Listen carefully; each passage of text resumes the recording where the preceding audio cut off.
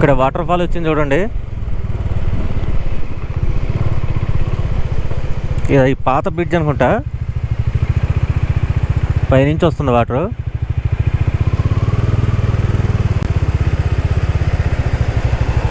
అది పాత బ్రిడ్జ్ అనుకుంటా, ఇది కొత్త బ్రిడ్జ్.